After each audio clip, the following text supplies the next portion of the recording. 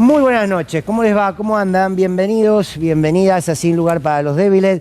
Hoy, como todos los miércoles, les proponemos, además de hacer el análisis editorial para tener elementos, si se quiere, para pensar colectivamente la política y esta realidad que conocemos muy bien, pero que quizás tiene matices que siempre es importante tener en cuenta, vamos a sumar a un gran entrevistado hoy, que nos va a hablar de lo que le está pasando al deporte hoy en día en la Argentina, pero el deporte entendido casi por su cuestión más básica, que es un instrumento de construcción social, un instrumento por el cual se multiplican los valores desde muy pequeños. Vamos a estar con el profe Signorini, que es un placer tenerlo, porque por su experiencia, ustedes lo conocerán por Diego, pero más allá de Diego, siempre es muy interesante escucharlo. Pero esto en un ratito. Ahora les quiero proponer hacer un análisis de esta Argentina, de este presente y de cómo no pasa nada. Hay una canción de Serrat que en un momento dice, no me acuerdo cómo se llama, pero la canción dice: llegamos siempre tarde donde nunca pasa nada. Es la sensación de este tiempo, donde el gobierno avanza, mejor, peor, con tropiezos, mintiendo, con operaciones, sin los números de la economía. ¿Y qué pasa? Nada. Sí, pasa que vivimos cada vez peor. Pero ¿qué pasa con la oposición? No quiero dar nombres, no me meto en eso, pero que cada uno sepa si le cabe o no esta reflexión. Hoy les propongo pensar en una oposición, que la oposición no se declama, la oposición se ejerce. Bueno, ojalá alguno lo escuche. Bienvenidos y bienvenidas, esto es Sin Lugar para los Débiles.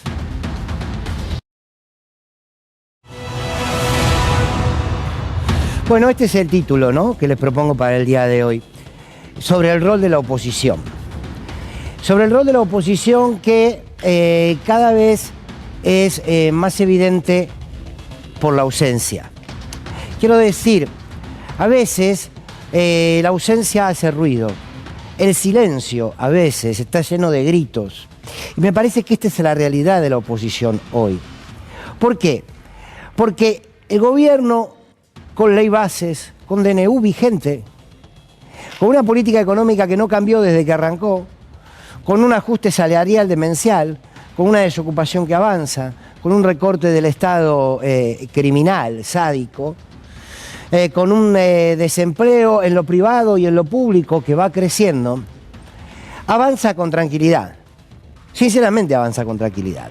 Es cierto que quizás estamos muy acelerados algunos, no acelerados en que este gobierno se vaya, no es responsabilidad nuestra, sino en empezar a encontrar algunas respuestas al por qué no se le puede poner un límite a este gobierno.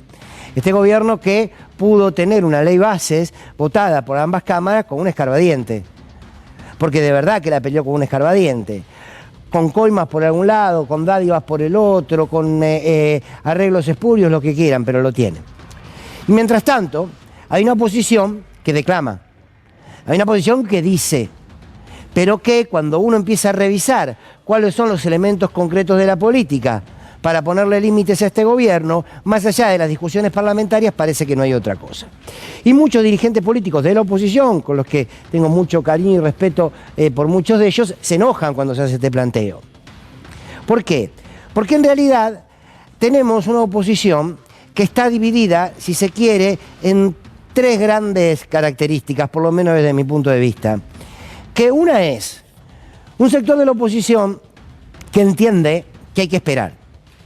Que hay que esperar que la sociedad empiece a moverse, que el territorio empiece a movilizarse, que la sociedad se empiece a organizar a partir de cómo es violentada por la quita de derechos, porque no le alcance para llegar a fin de mes. Y cuando esa sociedad empiece a emerger a partir de la opresión y a partir del recorte, ahí entonces la dirigencia política aparecerá para conducir ese reclamo social. Entonces, quienes están en esta línea, allí están, esperando. Esperando sin tener en cuenta lo que recién le decía Pablo Dugan, una profunda convicción que tengo, es que el tiempo es un privilegio de aquellos que pueden esperar. Si ustedes tienen trabajo y un buen salario, o quienes estamos aquí que tenemos la posibilidad de trabajar, quizás podemos esperar. Ahora, la mitad de los argentinos que viven en la pobreza, no. Sin embargo, hay un sector de la oposición que dice, hay que esperar. Hay otro sector de la oposición que entiende que la estrategia política de estos tiempos no es resistirle a Milei, sino construir la estrategia electoral con la cual ganar las elecciones el año que viene, las de medio término, y después pensando en una elección presidencial ya 2 años al menos más adelante. ¿Qué es? Una oposición que te dice, pero nosotros estamos trabajando en lo que viene. Y trabajar en lo que viene sin leer el presente, y la verdad que hace ruido. Pero esa oposición también existe. Mientras aquellos que estén esperando que la sociedad, que el pueblo les construya el escenario propicio para ellos conducirlo, hay otros que dicen, estamos trabajando. ¿Cómo que no? Si estamos armando lo que viene, estamos hablando de los planes de gobierno que vienen, estamos armando los planes económicos, sí. Y la pregunta es lo mismo, ¿y el mientras tanto qué? ¿De quién se hace cargo del mientras tanto?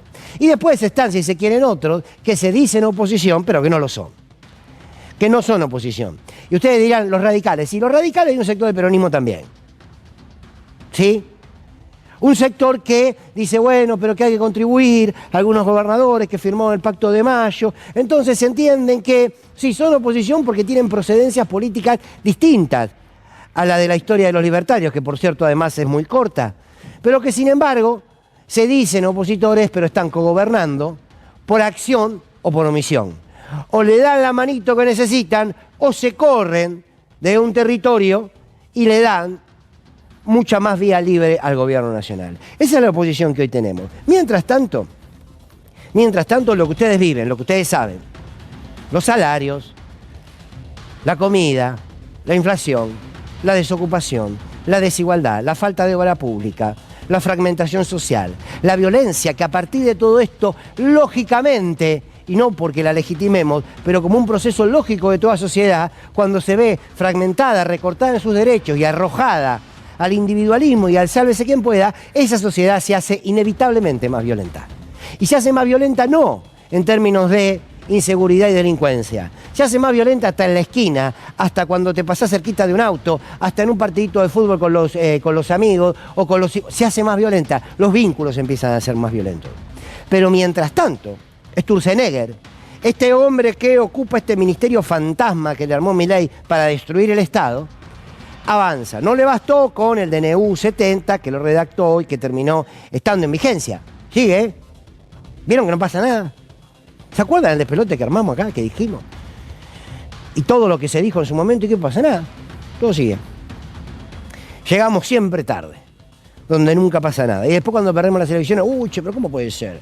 Qué bárbaro. Mientras tanto, el estafador de Sturzenegger ya está llevando a la práctica directamente reducir a la mínima expresión el Inca, tal cual lo habían dicho. Tal cual lo habían dicho, van a cerrar definitivamente el INADI. Están trabajando en el decreto 51, que busca, más temprano que tarde, terminar con el Instituto Nacional de la Juventud, con el Instituto Nacional de la Música, con el Instituto Nacional de Asuntos Indígenas, con el INAES, con el Instituto Nacional del Teatro y con el INADI. Lo dije hace un rato. Sturzenegger, un hombre que debiera estar condenado por la justicia, que estuvo impunemente gobierno tras gobierno, hoy es un ministro de lujo para esta gestión. ¿Y qué pasa? Nada. Y escuchás a algunos opositores, bueno, hay que darle tiempo a este gobierno. Bueno, están avanzando en todo este recorte, en cerrar absolutamente todo eso y en aumentar el desempleo. Mientras tanto, ¿se acuerdan de Petovelo? ¿Se acuerdan de la comida en los galpones? Y de los jueces que le dijeron tienen que decirnos cuál es el mecanismo por el cual van a distribuir, no lo hicieron. ¿Dónde está la comida? En los galpones. ¿Qué pasa? Nada. Y así estamos. Está bien, van 7 meses, uno dice, bueno, 7 meses, te dicen para un poco. Nada. Pero cuando uno dice no pasa nada, digo, no pasa nada, como reacción popular, no le pasa nada a gran parte de la dirigencia política. No estoy hablando de todo, ni voy a hacer diferencias, cada uno lo sabe. Yo no soy quien para ir andando señalando con el dedo, por lo menos no creo que ahora sea necesario. Pero digo, mientras todo esto pasa, quiero que ustedes vean un informe que hizo el CEPA, que siempre que nos da informes extraordinarios de la economía. Fíjense lo que ha pasado en esta Argentina de Milei. Según informa el CEPA, creo que lo tenemos en placas.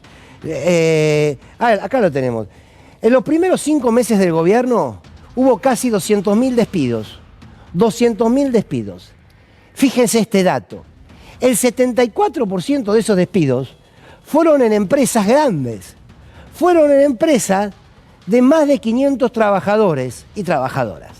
O sea, las empresas más grandes de la Argentina son los que más han despedido. Es cierto, los que saben de economía, pero por sobre todo saben de las lógicas de un capitalismo salvaje y de la lógica del mercado, te dicen, ninguna gran empresa, ninguna, se priva, aunque no lo necesite, de hacer un recorte cuando la Argentina vive una crisis. Ninguna. Bien. Por supuesto, después estará la idea de cada uno y las miradas de otros con respecto a si está bien o no está bien, pero es un hecho de la realidad. Bueno, pero este dato es fundamental. ¿Por qué? Porque de los 200.000 despidos, el 74% lo hicieron empresas que tienen con qué sostenerlo. Sin embargo, como no pasa nada, avanzan. Cifra, que es otra consultora, hizo un informe y eligió 23 empresas de la Argentina. 23 empresas de la Argentina. De esas 23 empresas de la Argentina, 10 de ellas superaron en un 40% su rentabilidad con respecto al año pasado. 10 empresas de la Argentina. ¿Cómo que no había plata? Hay plata. El problema es que la tiene. El problema es que alguien debe definitivamente preguntarse dónde está la plata que dice el gobierno que está recaudando a partir de este ajuste sanguinario. ¿Dónde está todo aquello que se recauda? ¿Qué está pasando con la deuda?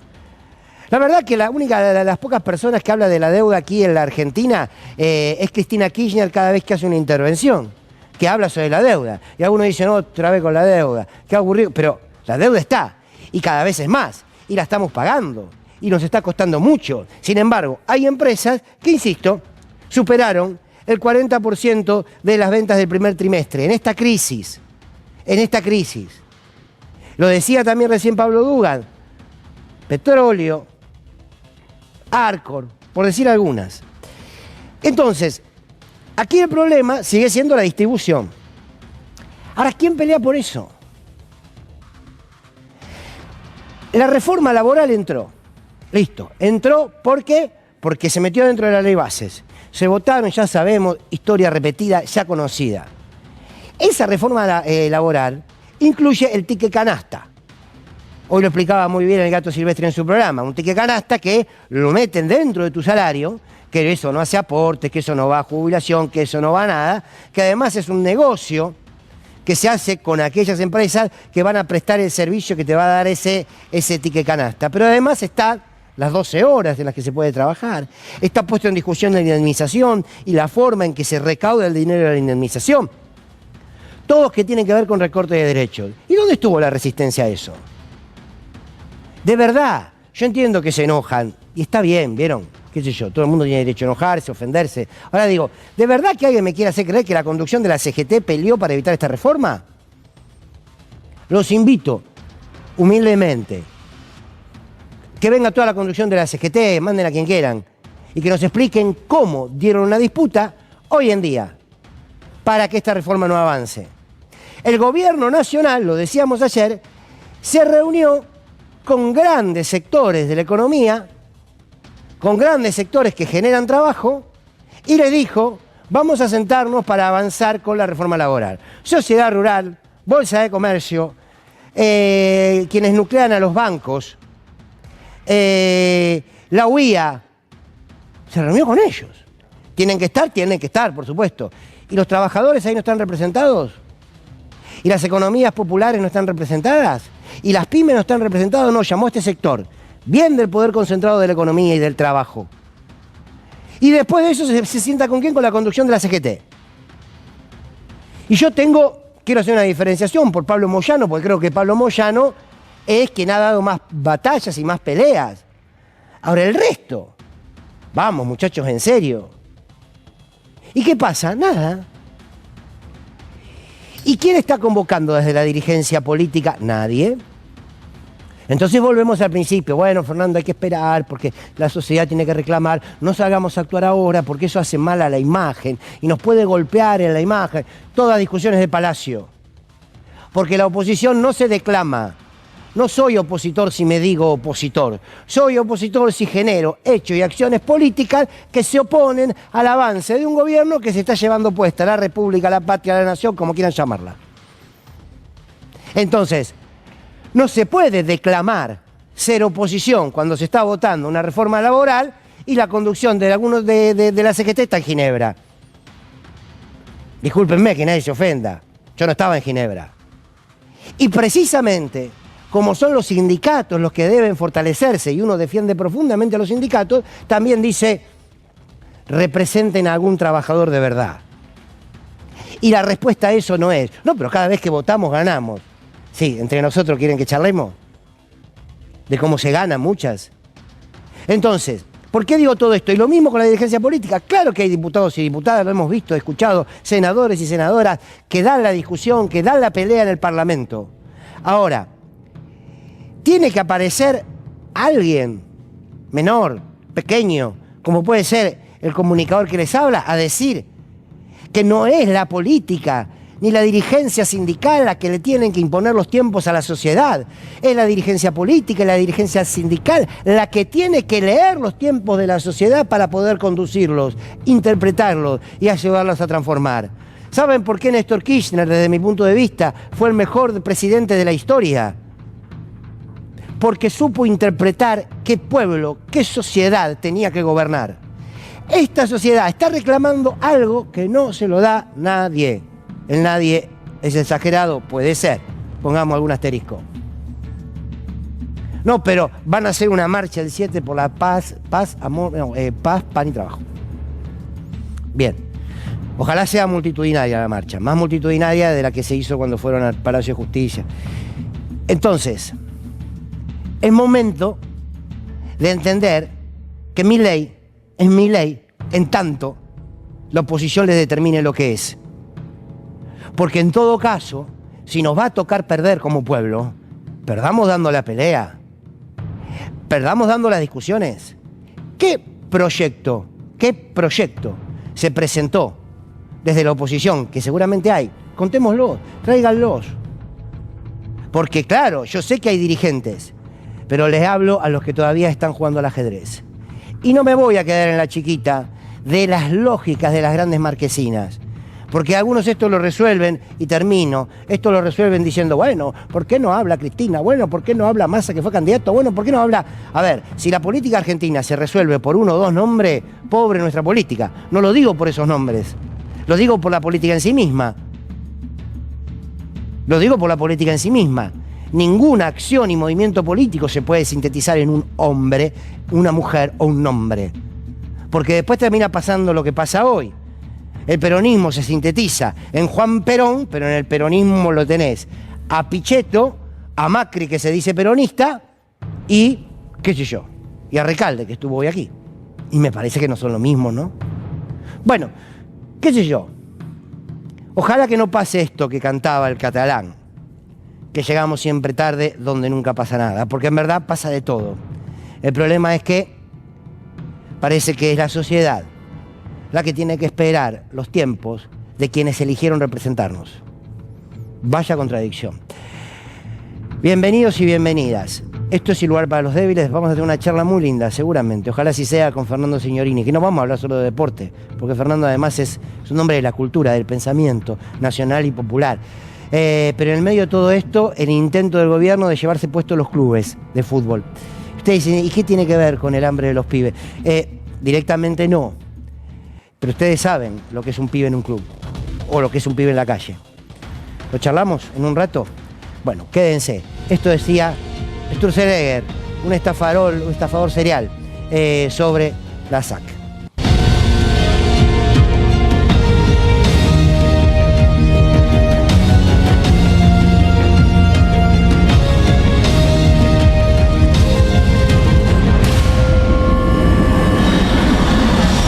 Nadie está obligando a nadie a hacer nada. Lo que sí parece sorprendente es que la propia organización diga, yo no quiero que el otro pueda ser libre, porque esta agenda es una agenda de libertad, es una agenda de que vos puedas elegir con mayor diversidad. La AFA, vos te refieres a la AFA. Sí, el AFA. Y Ahora, lo que digo es lo siguiente, en España, por dar un ejemplo, en un momento tenían una situación tan dramática con los clubes de fútbol que obligaron a los clubes a ser sociedad anónima. Los obligaron. O sea, en España es diferente. En España estás obligado a ser sociedad anónima y lo único que hicieron fue una excepción para 4 clubes, que fue el Real Madrid, el Valencia, el Sevilla y Barcelona. Y alguno más, no me acuerdo, Barcelona quizás, para que pudieran seguir siendo organizaciones sin fines de lucro. Pero honestamente a mí me llama mucho la atención, creo que es interesante, ¿por qué da miedo que el otro pueda elegir libremente? Entonces yo estaba sentado al lado del secretario de Deportes polaco. Entonces me dice, Castellani, ¿puedo hacer una pregunta? Sí, secretario, ¿cómo no? Me dice, ¿cómo hacen ustedes? Digo, ¿cómo hacen ustedes qué cosa? El deporte argentino. Yo soy secretario de Deporte de Polonia. Tenemos la misma cantidad de habitantes. Tengo 4 veces más de presupuesto que ustedes. Ustedes ganan en fútbol, en básquet, en vóley, en hockey, en judo. Digo, la verdad, déjeme pensar. Y entonces me fui a casa y empecé a pensar. Y nosotros que tenemos, primero tenemos unos pocos países, junto con Brasil, que tenemos estructuras de clubes y sociedades de barrio, de fomento, ciudades, de todo hay. ¿Qué hacen? Que no hay plata, que no hay un programa. Pero hay lo que no tienen otros países, que es la pasión. Que le pones el corazón y decís, che, no hay pelotas, tranquilo, vamos a hacer una rifa. Y a la semana hay pelotas. Che, las chicas no tienen una camiseta. Y sale un ejército de padres haciendo panchos, alfajores, rifas y aparecen las cosas. Y te pones en Muni acá en la esquina un sábado y mirás lo que pasa en esa esquina y decís, wow, un ejército de padres.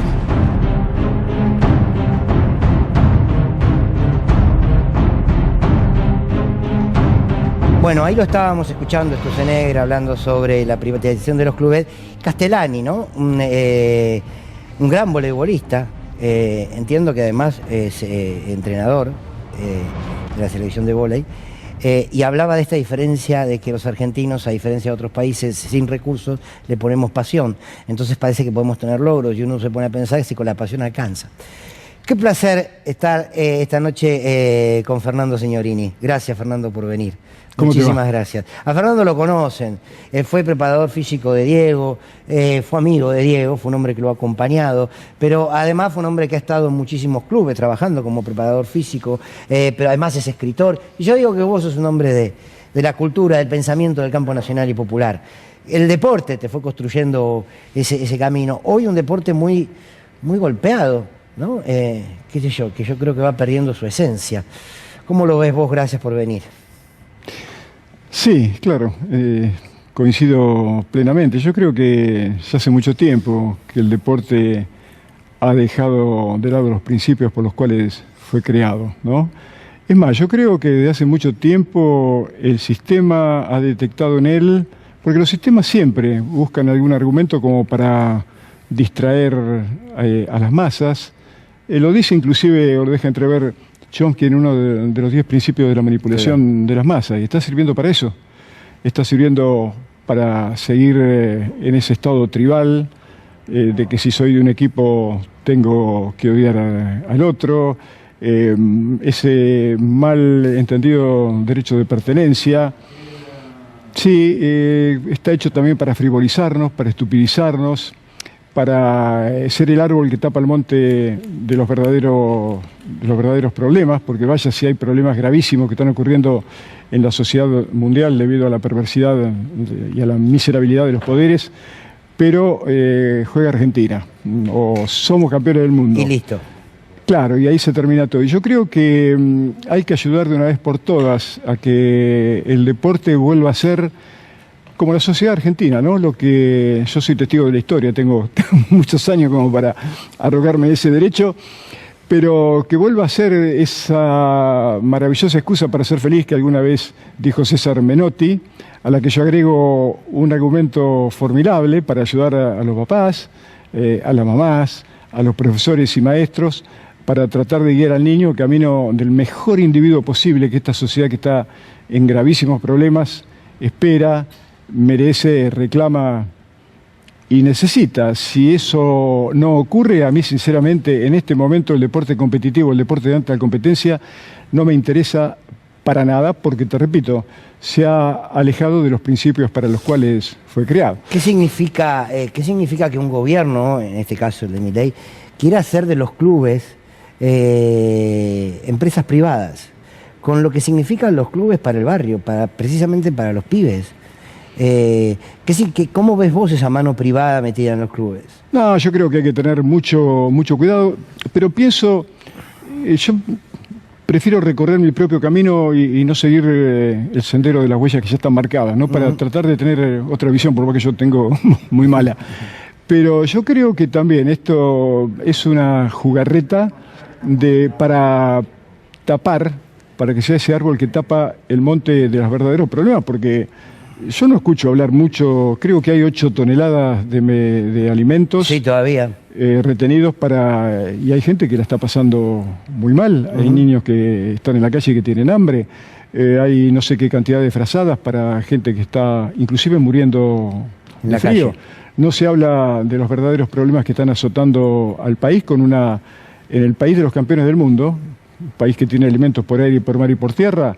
Nosotros padecemos casi del 7.2 de mortalidad infantil por cada 1000 chicos nacidos vivos. Entonces que se ocupen de eso, porque para eso seguramente lo eligieron, no para que manejen los destinos del fútbol, porque por empezar no saben nada. Macri no sabe nada de fútbol, Milei mucho menos, por supuesto. A lo mejor son apasionados.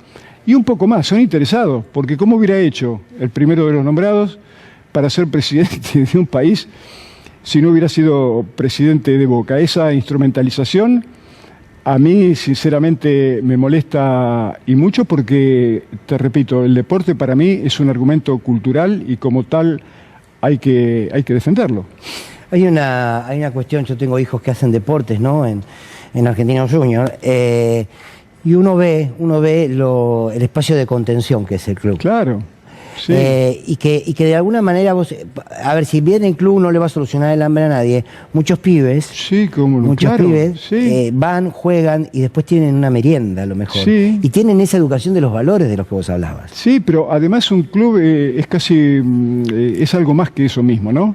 Es una parte importante, además está ocupando y está dando soluciones a problemas que tendría que resolver el Estado, pero como todavía no hay una política estable sobre deportes, a nadie se le ocurre convocar a una gran mesa de debate a donde estén todos, ¿no? Inclusive gente de los negocios, porque hoy el deporte y sobre todo el fútbol o los deportes profesionales es un gran negocio. Pero que haya profesores de escuela, que haya maestros, que haya inclusive padres, pero también antropólogos, sociólogos, psicólogos, todos aquellos que puedan contribuir a recuperar esos valores, como decía anteriormente, para los cuales fue creado. Yo también soy producto yo a los 20, ya hace 53 años que estoy en el ambiente del deporte y del fútbol, pero yo me inicié en Rivadavia de Lincoln, un club que estaba abierto y siguió y seguirá seguramente gracias a ¿qué? Al entusiasmo, claro, al lo que amor. decía Castellani. Claro. Exacto, como todos los clubes de Lincoln, como todos los clubes del país. Sabés que hay en este país, y esta gente parece que no se entera, casi 5.000 barrios populares, asentamientos y villas miseria. En el tercer milenio de la era cristiana, en un país como Argentina, existe esa perversidad para una población de casi 6 millones de habitantes. Y desde ese lugar salen los mejores. Claro. No salen de los barrios opulentos, porque como decía Diego algún día, en Fiorito jugar al polo no podíamos, porque había mucho hombre y si había un caballo iba a sufrir las consecuencias, ¿no? Entonces yo digo de que si no hay... Estaría enojado Diego hoy, ¿no? Vos que lo conociste. Ese estaría furioso, claro, sí. Pero sí creo que si todo esto no tiene un profundo contenido humanista, si no se vuelve a recuperar ese tesoro que son las relaciones humanas basadas, qué sé yo, en la solidaridad, en la nobleza, en honestidad, si los políticos van a seguir ocupando esos lugares para darse una vida que también ellos a lo mejor en sus mejores sueños no hubieran imaginado, si quieren un país para pocos, si quieren un mundo para pocos, porque esto va a repetir también los principios del capitalismo, ¿no? Muy pocos que la pasan muy bien y muchísimos que la pasan mal para que ellos la pasen bien. de una Claro. vez por todas tenemos que reaccionar y el deporte tiene que ser un arma fantástica para decirle que no a todo este tipo de atropellos. Sumamos a nuestra colega, a nuestra compañera Abigail Lasalle. Avi, buenas noches. Buenas noches, Feri, buenas noches, Fernando, también. Les propongo un ida y vuelta porque estaba muy atenta escuchando lo que decía Fernando y la realidad es que tengo un pequeño fragmento de una entrevista que le hicieron a Ángel Capa, donde él hablaba de la importancia, sostiene, ¿no?, de la importancia que tienen los clubes de barrio en la sociedad, en los pibes, en el semillero y sobre todo en aquellos, como bien hablaban ustedes recién, que necesitan tomar la merienda y eso se lo da el club. Escuchémoslo, mira. No estoy de acuerdo con privatizar el fútbol. En realidad no estoy de acuerdo con privatizar nada de lo que significan los bienes comunes de toda la comunidad, de toda la sociedad, ¿no? Y en el fútbol, en este caso en particular, tampoco, porque el fútbol se desvirtúa lo que significa un club de fútbol, ¿no? Sí, el sentido de pertenencia, los fines sociales, las distintas actividades que tiene un club. Y yo puedo hablar de mi club de origen, que es Villamitre, en Bahía Blanca, que ha crecido una barbaridad, que tiene infinidad de actividades deportivas para los socios, muchísimas, de todo, que inclusive le dan meriendas a los chicos que van a hacer deportes ahí, y es un club que no es privado, ¿no? Se puede manejar las cosas bien hechas, manteniendo lo que significan los clubes en Argentina, los clubes de barrio. A mí me tocó entrenar en un club también de barrio, que es Huracán, y que afortunadamente han sacado un comunicado diciendo que de ninguna manera va a permitir que se privaticen. Y también todo el barrio, cuando va a la cancha, que vos ves por esas calles yendo a la cancha, cómo los que entran a la cancha no son solamente los jugadores, entra todo el barrio, las distintas actividades deportivas que hay, la función social de los clubes. De ninguna manera yo estoy de acuerdo que se transforme en una empresa, ¿no? Bueno, creo que quedó clarísimo lo que decía Capa en este pequeño recorte. La nota es mucho más extensa, te digo que además si lo podés ir a buscar, búscalo porque vale la pena. Pero además recién Fernando Signorini decía, no me interesa demasiado el fútbol de alto, o el deporte de alto rendimiento, mejor dicho. Acá también les traje en este aspecto que decía, hay que decirle a los políticos, ojo con lo que están haciendo. Bueno, mirá los recortes que tiene el deporte en la Argentina. A ver, en primer lugar, había subsidios en el deporte que eran importantísimos porque eran destinados a aquellos que querían crecer, a aquellos que querían aprender. Bueno, ahora solamente se va a crear un fondo con subsidios para aquellos clubes que tengan 2.000 socios. Nada más. Las becas que se entregaban en la Argentina son 1.692 becas para deportistas. 1.170 para deportistas y 522 que se dirigen solamente a enseñanza. Todas estas, las 1.692 becas que se entregan, las 1.170 deportistas, las 522 a enseñanza están ahora en revisión. 20% va a haber aproximadamente menos por esta evaluación, que tiene que ver con, por ejemplo, deportistas que no hacen deporte, que les daban las becas. Otra de las placas que tengo, que también habla del recorte, es clarito en este caso el ejemplo. Los Juegos Evita, algo que criticaron muchísimo, que se hablaba, de adolescentes, niños, adultos mayores y chicos que además iban, por ejemplo, a conocer a Mar del Plata, por primera vez en su vida el mar. Esta función social también quedó desterrada. Ya no se va a llamar Evita, todavía están verificando cuál es el nombre. Van a tener directamente la relación con los jóvenes, hasta 18 años. Quedaron excluidos los campeonatos de bochas, por ejemplo, para los adultos mayores, o los chicos para que vayan a Mar del Plata. Esto únicamente se va a realizar con aquellas personas que vayan a competir.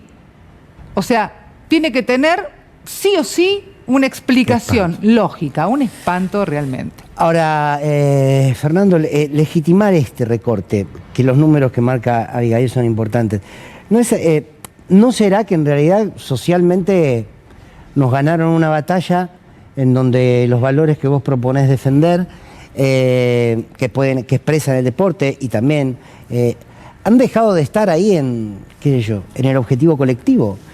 Quiero decir, todo se ha mercantilizado. Y quizá la sociedad mayoritariamente eligió eso. Sí. O le hicieron creer que lo eligió. Bueno, claro, por eso digo que el deporte está sirviendo para eso, ¿no? Para convencer para transformarnos en ovejas de un rebaño que ellos manejan a gusto y para dar, pero sobre todo con mucha insensibilidad, porque en esa sociedad que tiene gravísimos problemas, también van a tener que crecer sus hijos, salvo que crean que los van a poder encerrar en un barrio privado y pasen toda su vida ahí. Entonces yo creo, mirá, de todas las virtudes humanas, yo creo que la sensibilidad es la mayor de ellas, porque alguna vez Einstein, esto cada tanto lo repito para no olvidarlo y seguir ese camino, ¿no? Dijo que muchas veces la imaginación es más importante que el conocimiento. Pero yo cuando escribí mi primer libro, Fútbol llamado La Rebelión, dije, sin obviamente pretender contradecirlo, que ambas cualidades, sin el auxilio de la sensibilidad, pueden dar lugares a hechos, pero brutales en la historia de la humanidad. Los que con mucha imaginación y conocimiento desarrollaron y lanzaron las bombas sobre Hiroshima y Nagasaki, tenían eso, tenían mucho conocimiento, tenían mucha imaginación, pero tenían cero de sensibilidad. Y estos tipos son iguales. Entonces no se puede permitir de ninguna manera. Yo quisiera saber, a ver, cómo piensan ellos proyectar el futuro de un país en el que, entre otras cosas, se está aumentando el analfabetismo con esa tasa de mortalidad infantil, con gente que la está pasando mal, cada vez más gente viviendo en la calle. Ese no es el país de ninguna manera, que ni siquiera creo que muchos de los que los votaron quieren, ¿no? Claro. ¿Y qué puede aportar? Oye, por supuesto que siempre, creo que se debe dar en el mundo, vos lo sabrás, yo no, pero aquí en la Argentina se dio siempre que de los deportistas, sobre todo del fútbol, aunque en algún momento también el tenis, que yo con Gaby Sabatini, que construyen esos ídolos populares, que uno dice, che, ¿por qué no decís algo? No te pido que lo critiques a Milei. Te pido que digas algo de lo que nos está pasando. Bueno, Diego era así, ¿no? Sí. Pero vos creés, porque viste que los artistas te dicen, no, el artista no se puede meter en política, cosa que yo creo que no hay nada más político que el arte. Y los artistas. ¿Pueden o deben, según tu mirada, o sería sano un compromiso de algunos hombres o mujeres vinculados al deporte, queridos, ante este tipo de situaciones? Sí, sería maravilloso, porque la voz o las opiniones de ellos pueden ser seguidos, ¿no? Pero no te olvides que el poder es perverso, es sanguinario, y el serrucho sigue afilado.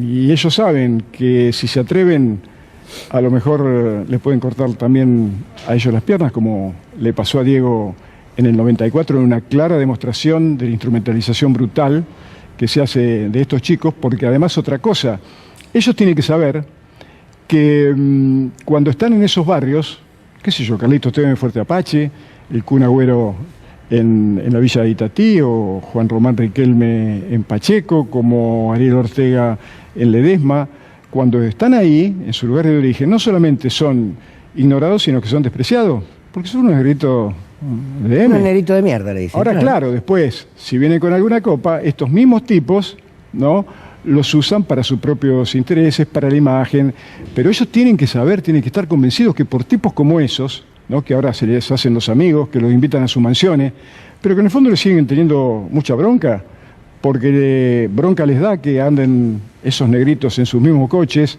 vivan en su mismo barrio y a lo mejor tengan casas más opulentas que las que tienen. Pero muchos se olvidaron de sus orígenes también, ¿eh? Por eso, porque no los educan, Fer, porque no los educan. Yo de ninguna manera puedo hacer culpable a un jugador de fútbol que sale de los lugares brutales que salen debido a la perversidad del poder que estos tipos manejan, que estos tipos y otros como ellos anteriormente.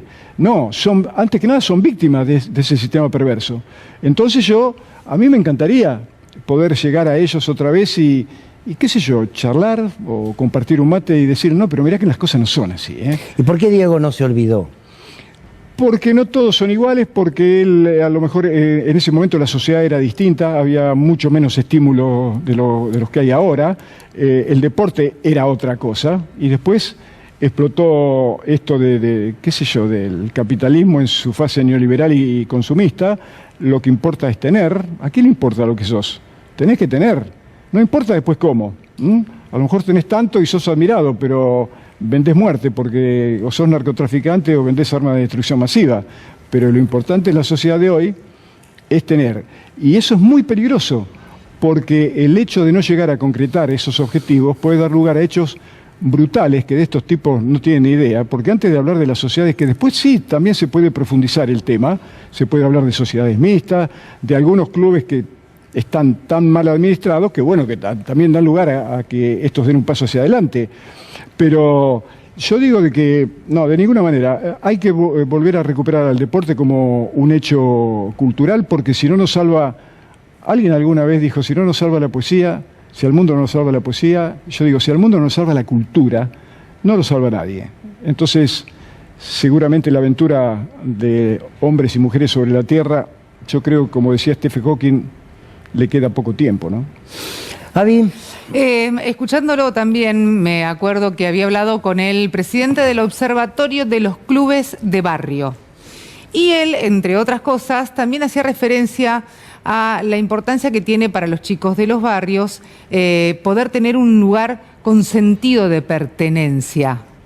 Eso significa para muchos papás y mamás quedarse tranquilos, que los chicos no están en la droga, no están en la calle, no se dedican por ahí a robar o a tener una mala vida directamente.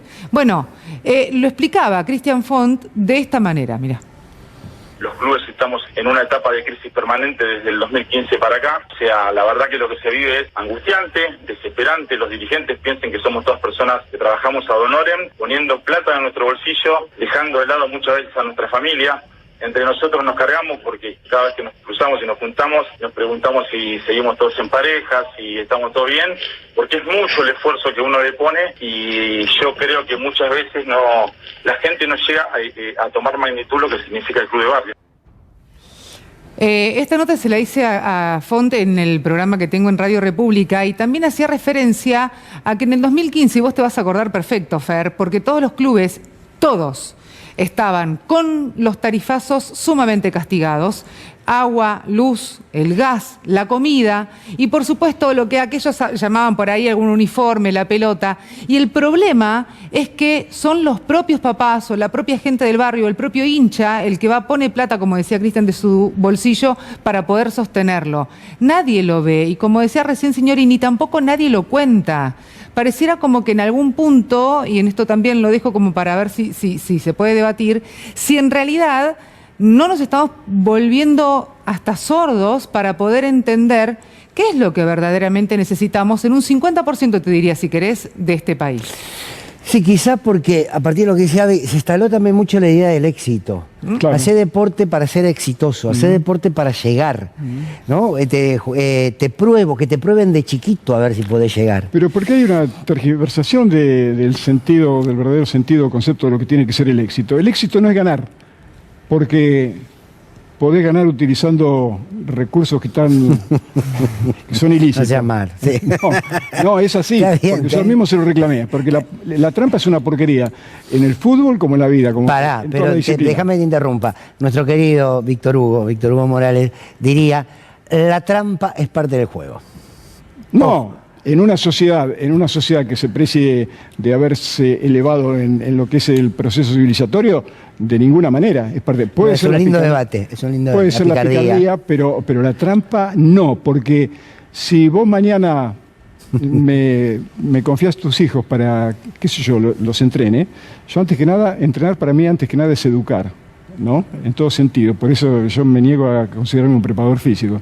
Yo soy un preparador de personas que juegan al fútbol, pero ¿y qué le voy a decir? Si en un momento suponete que le diga, no, ¿cómo se llama tu hijo? Juan, no hagas trampa, porque la trampa, ¿cómo, profe? Si Diego hizo trampa y lo aplaudió todo el país, y entonces yo me quedo vacío de respuestas para eso. No. El deporte tiene que servir para mejorarnos en todo sentido. A mí no me importa que se juegue contra quien se juegue, porque yo tampoco soy argentino, porque elegí nacer en Argentina, ni vos tampoco, ni los 7.500 habitantes del mundo eligieron nacer. Nacen donde está mamá. Pero si tus antepasados se hubieran quedado, qué sé yo, en Italia o en España como los míos, seríamos... No, para mí mi lugar en el mundo es el mundo. Y en el deporte yo lo defiendo más allá de colores, más allá de camisetas o de geografía, como un fantástico argumento de interacción para tender puentes y no para levantar muros, ¿no? Te hago la última agradeciéndote muchísimo que estés acá, siempre es un placer escucharte. Nuestro amigo en común, el Indio Zavala, me dice, preguntar por las Villas Unidas, el proyecto de Villas Unidas, ¿es así? Bueno, claro, Villas Unidas nace con... Yo durante mucho tiempo estaba pensando, ¿cuánto le corresponde a los clubes de origen de los grandes jugadores que después salen y suman fortunas o sumas fabulosas, ¿no?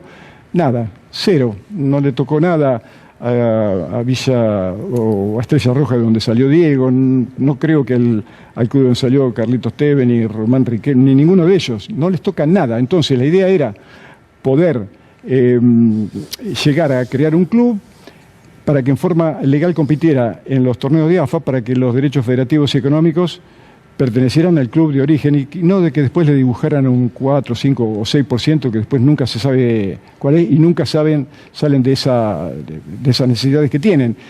Lo hablé primero con gente de la Garganta Poderosa, con claro, Nacho Levi, con la gente... Pero claro, ellos tenían otra urgencia, mañana tenían que comer y esto hace falta una organización muy grande porque inclusive hay aspectos legales a los que tienen que intervenir gente especializada en el tema de derecho deportivo internacional inclusive, ¿no?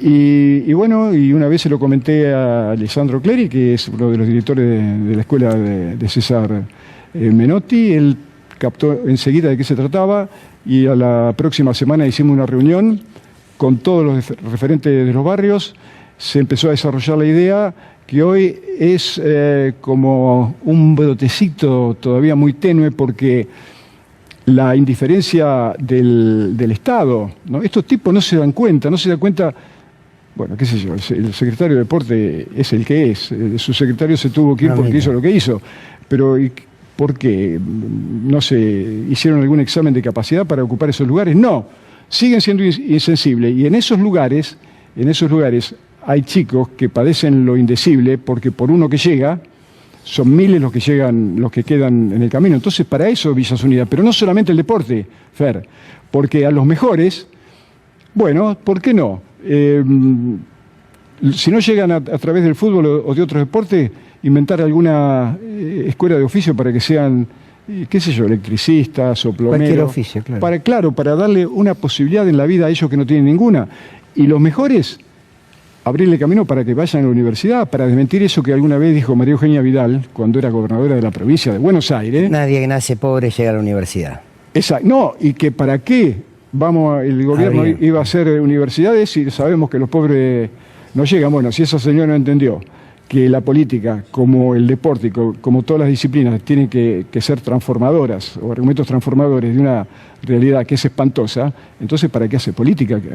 En los lugares de decisión tienen que estar los mejores, no por conveniencia política, ¿no? ¿Avi? Cortita, muy cortita. Está delante de Fernando Signorini un semillero, un montón de chicos con un montón de sueños y con ganas de crecer y ser exitosos y vienen. ¿Qué es lo principal o lo fundamental que deben saber? Deben saber fundamentalmente eso, pero hay que... Claro, lo que pasa es que después, como alguna vez dijo Marcelo Bielsa, hoy a esos chicos, porque los padres tienen tantas necesidades que no están nunca en casa, ¿quién los educa? Los educan las redes, los educan los medios, generalmente los perversos. Entonces, bueno, ya lo dijo Sartre, el hombre es lo que hace con lo que hicieron de él. Si a estos chicos lo van a seguir haciendo con los conceptos que bajan estos tipos, el futuro del país y de esa juventud va a ser realmente preocupante. Cuando yo adoro a los jóvenes, tengo una debilidad muy grande por ellos, porque sé que esos son brotecitos a los que hay que ayudar a crecer, porque es en esas edades donde se define el carácter. Ya después, cuando el tronco es añoso, la naturaleza te enseña, ya por más que lo quieras acomodar, ya es demasiado tarde. No, tenemos que ir a buscarlos ahí y solucionarles los problemas ahí. Una última muy cortita que se nos va el programa. ¿Todavía te acordás cuando Menotti te hizo entrar a la cancha del Barcelona y ahí lo conociste a Diego? Sí, claro, cómo no, como si fuera ahora. ¿Cómo entraste? ¿Qué te dijo? Me dijo que sí, inexplicablemente me autorizó, porque no autorizaban absolutamente a nadie, y él, sin conocerme, sin saber quién era, me dijo que sí.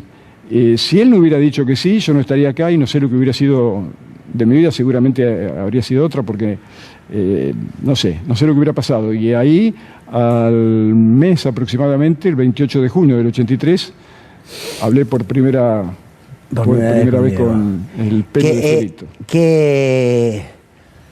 ¿quién era más Diego? ¿El Diego de la gambeta interminable, del barrilete cósmico contra los ingleses, o el Diego de gol con la mano? No, yo prefería el Diego que era imposible de adivinar, porque yo digo, hasta eso se ha perdido en el fútbol.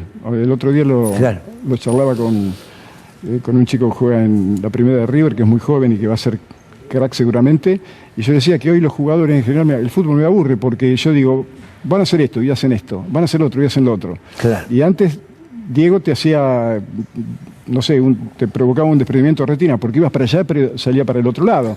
Hasta en eso ha cambiado el fútbol. Fernando Signorini, siempre es un placer escucharte. Muchísimas gracias por haberte venido. Por y ahora que Abigail, gracias. No, por favor. Gracias a todos los camarógrafos y a Rodo y al director, como siempre, y a ustedes que están del otro lado. Y ahora cuando termine el aire le voy a preguntar si lo gritó el gol de Diego con la mano. Te digo que no. ¿Qué no lo va a gritar? Chao, gracias. Mañana nos vamos. Mañana nos vemos, no nos vamos.